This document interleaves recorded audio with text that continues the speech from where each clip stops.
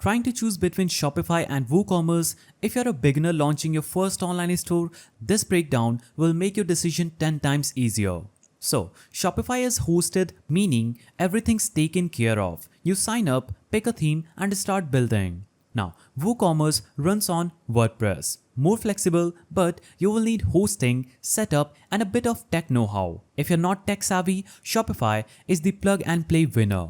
Shopify has modern, mobile-friendly themes that are easy to customize without coding. WooCommerce gives you more freedom, but finding and tweaking the right theme may take more time. Shopify's drag and drop builder is way more beginner-friendly.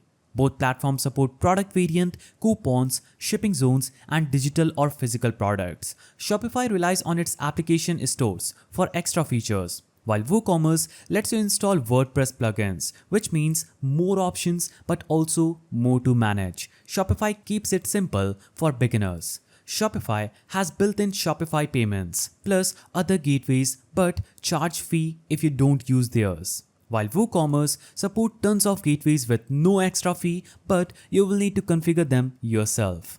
Cost-wise, WooCommerce can be cheaper, but Shopify is more predictable. Shopify has a 24/7 support, SSL included, and takes care of all security. With WooCommerce, you're in charge of updates, backups, and hosting, unless you pay for managed services. For peace of mind, Shopify wins here.